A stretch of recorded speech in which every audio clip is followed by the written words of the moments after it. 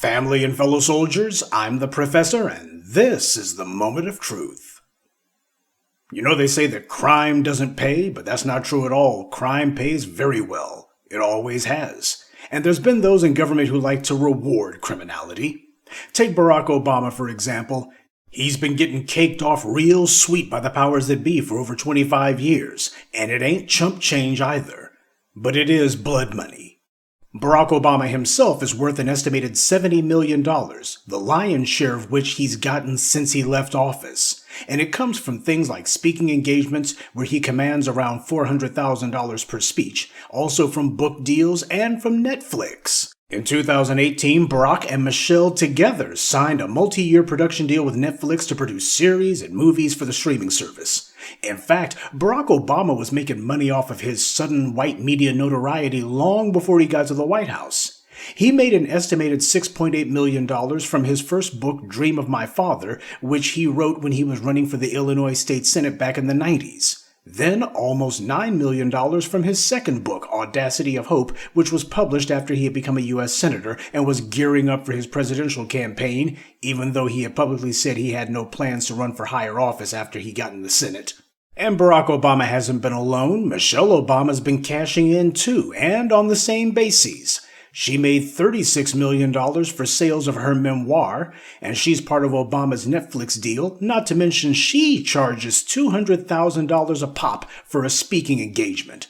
Not many former first ladies are in demand for speaking engagements, and none of them gets to charge that much money except for Hillary Clinton, who, by the way, gets the most of any former first lady.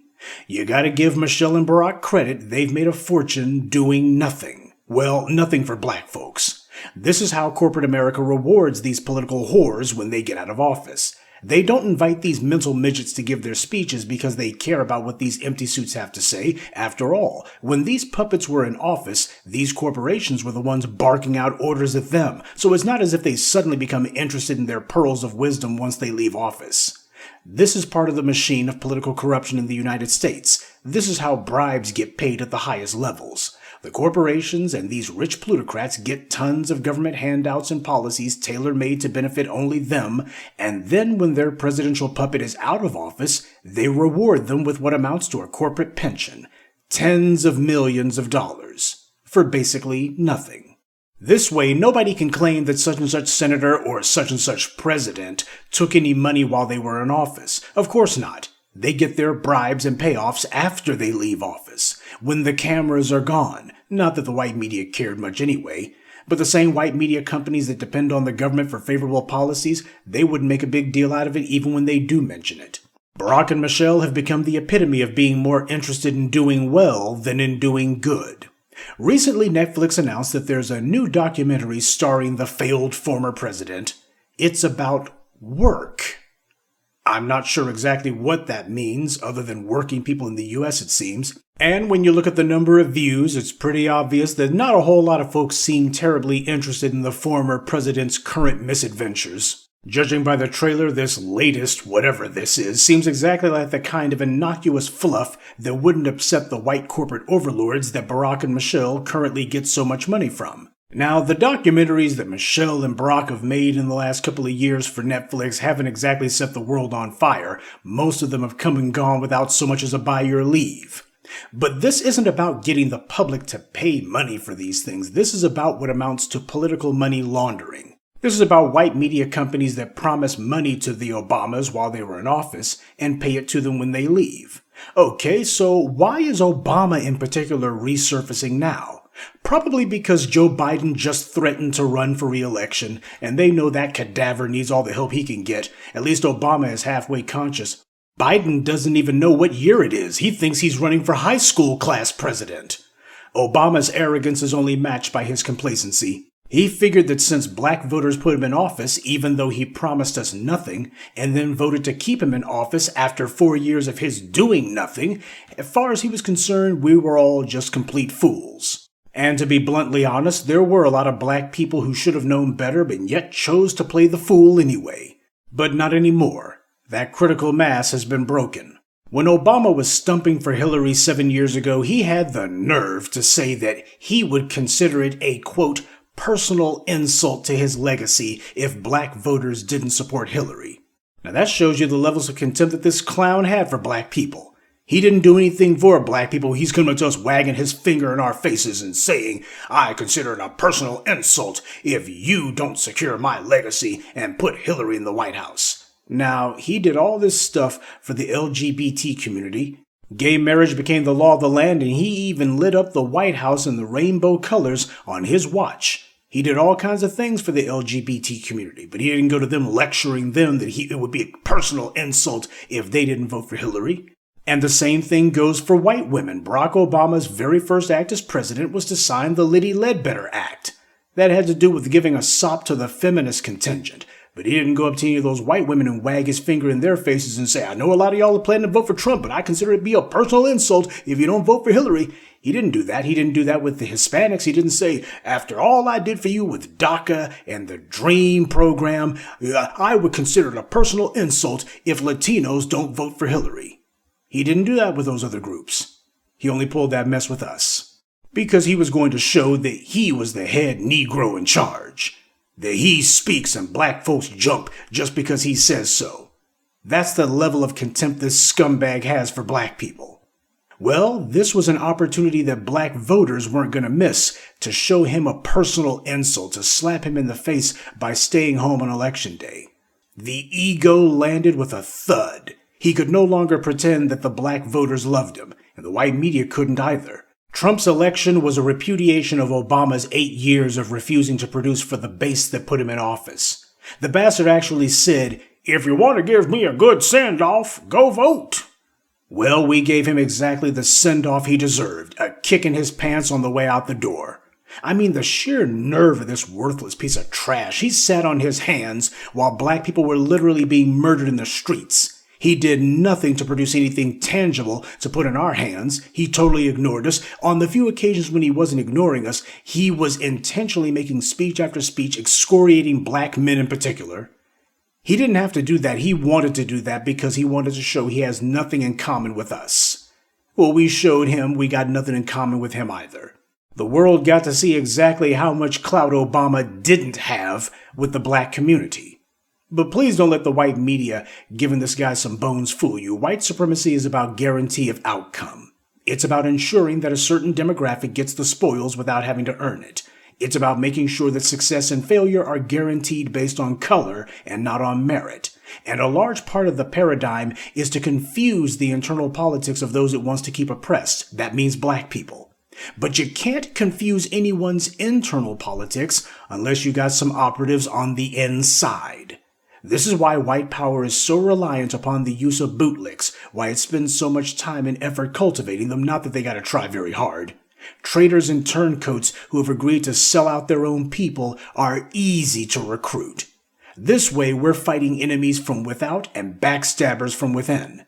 This is why you have so many Negroes who are only too happy to engage in whatever level of buffoonery and appealing to stereotype that they know the white media wants. It is completely well understood that if a black person wants to get a contract from the white media, especially in so-called entertainment, the fastest way to get one is to be the biggest, most shameless stereotype you can be. Issa Rae does it, Tyler Perry does it, Lee Daniels does it. Most of these Negro celebs are on that mess. So expect to see more PR stunts like this as we get closer to next year's election. Obama has been mostly in hiding, giving his high-dollar bribery acceptance speeches, public policy addresses. And what we're seeing now is the beginning of the white media's effort to rehabilitate Barack Obama. They're hoping that just enough time has passed that hopefully black people's attitudes towards him have softened. This is the first step to trying to humanize him, try to give him some sympathy, to show that, oh, he gets it, he's on the side of the working people. No, he's not.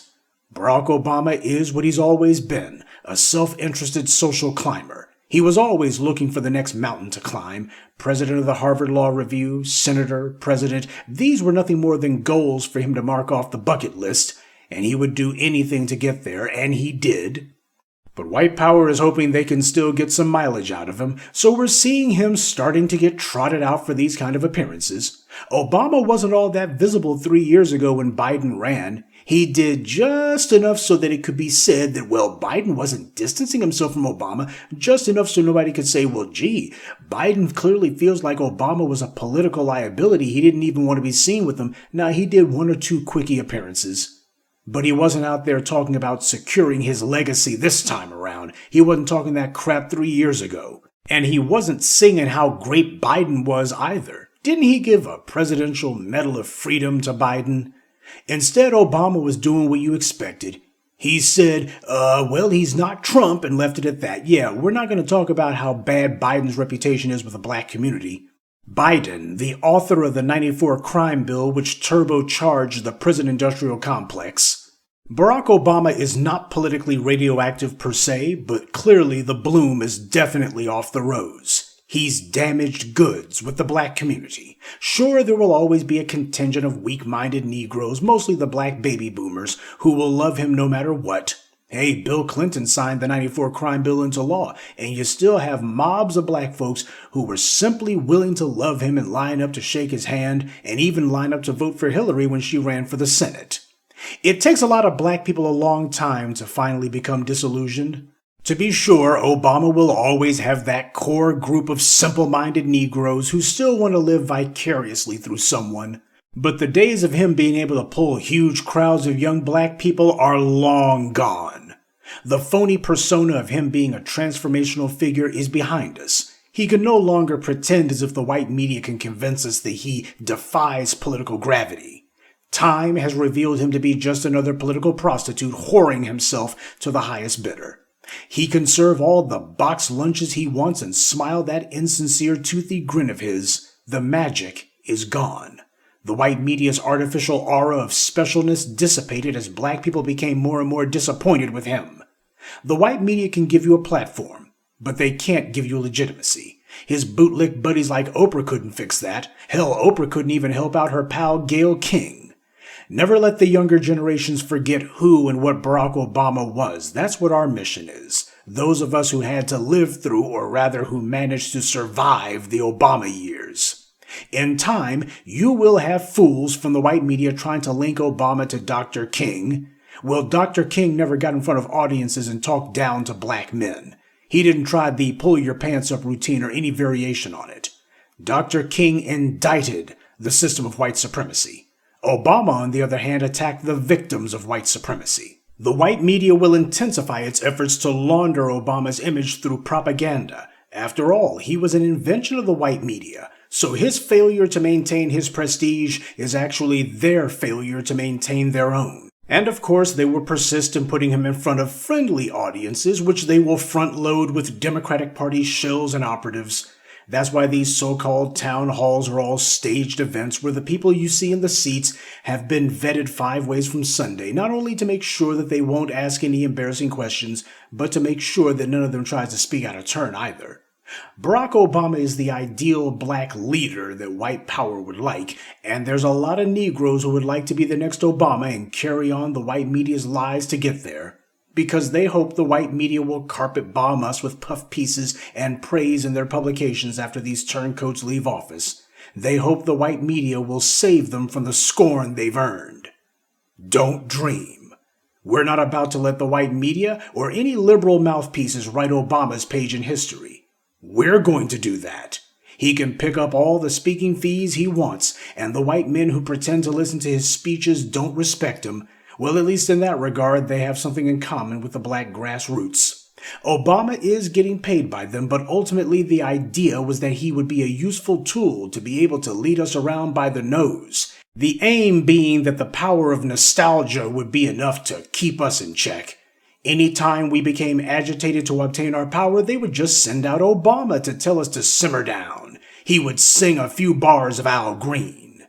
It had worked before, right? He would be their ultimate Negro whisperer. They'd just trot him out whenever we were getting rowdy, and he would put a leash on us and tell us to heel. Only it didn't go down like that because the black grassroots wouldn't let it.